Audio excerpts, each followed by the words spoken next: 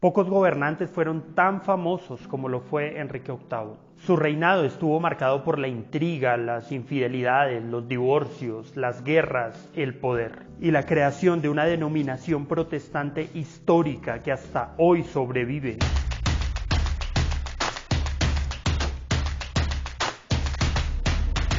La influencia de la denominación que este peculiar rey fundó es más que significativa en toda la historia del protestantismo.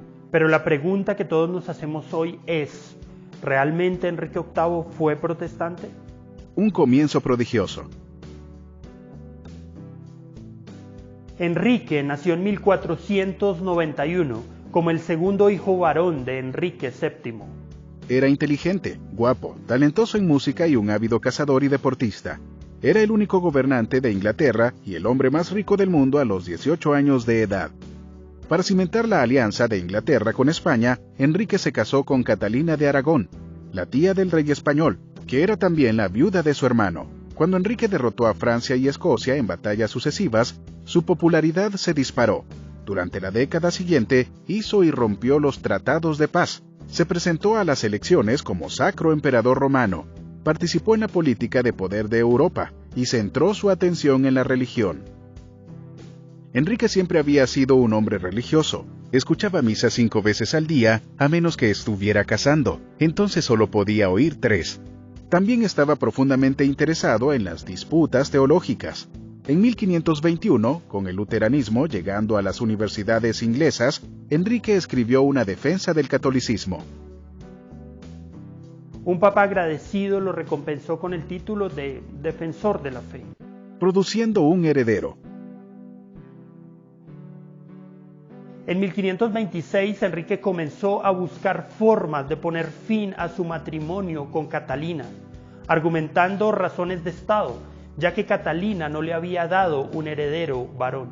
Para la desventura de Catalina, 5 de sus hijos varones habían nacido muertos. Solamente una hija llamada María había sobrevivido.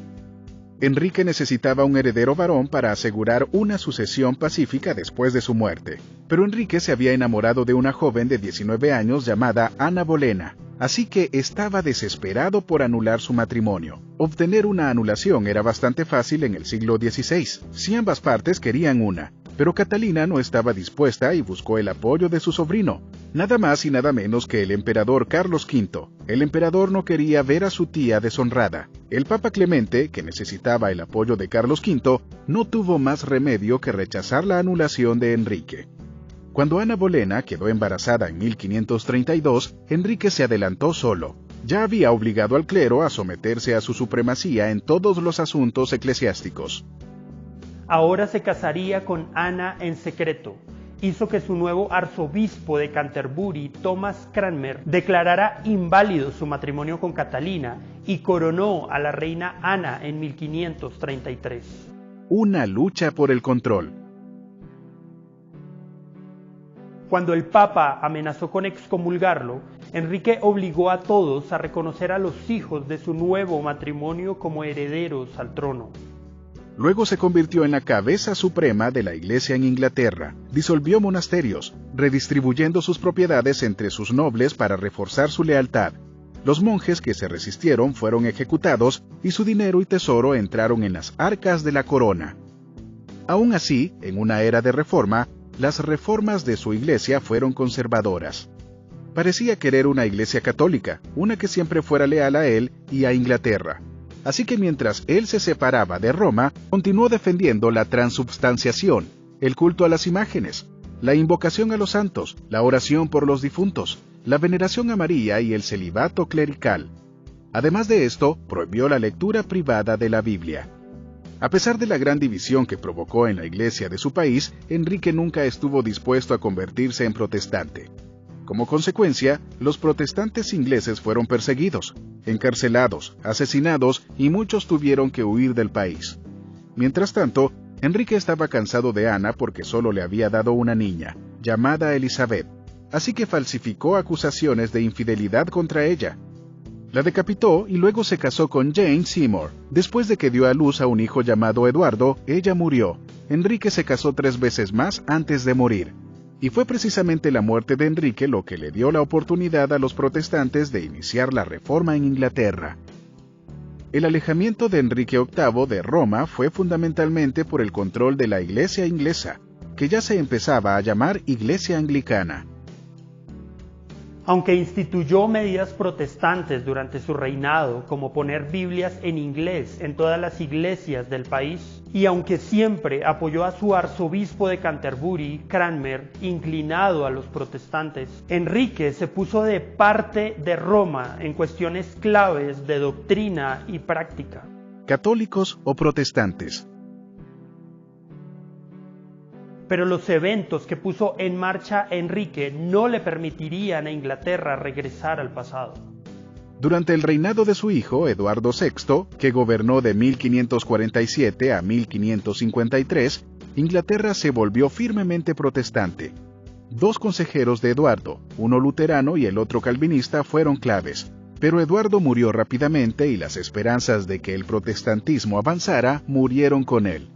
La hija de Enrique con Catalina, María, ascendió al poder en 1553 y trajo al catolicismo de nuevo a Inglaterra. María asesinó a al menos 273 protestantes, mientras miles huían del país, pero el efecto de las hogueras y los juicios públicos tuvieron un efecto contrario entre la población. Cuando María murió en 1558, la mayoría de los ingleses respiraron con alivio y los protestantes renovaron su proyecto. Finalmente, la hija de Enrique con Ana Bolena, Elizabeth I, puso a Inglaterra en un curso permanentemente protestante. Así que el protestantismo inglés no le debe mucho a Enrique VIII, quien oficialmente abandonó a la Iglesia católica, pero nunca fue protestante. Él quería su propia versión del catolicismo. Nuestra perspectiva. Tenemos una tendencia a sacralizar y casi santificar a los personajes históricos que se entrecruzan con la historia de la Iglesia y que ayudan en su progreso. Muchos personajes históricos usaron al protestantismo como una plataforma para conducir sus deseos egoístas y sus agendas personales. La historia está plagada de este tipo de casos. Lo verdaderamente importante es que Dios es capaz de cambiar eso que parece que el hombre hace mal en algo bueno para el cumplimiento de sus planes. La Iglesia Anglicana fue la cuna de personajes muy importantes como Richard Seps, Charles Simmons, Henry Martyn, J.C. Ryle, John Stott y muchos más.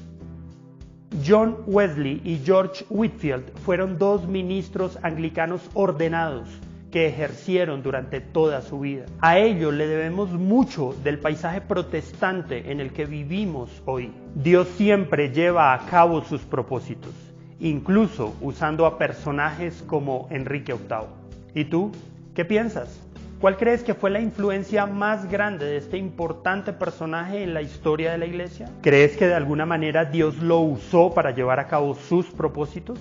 Déjanos tus comentarios y suscríbete a nuestro canal para ver más contenido como este.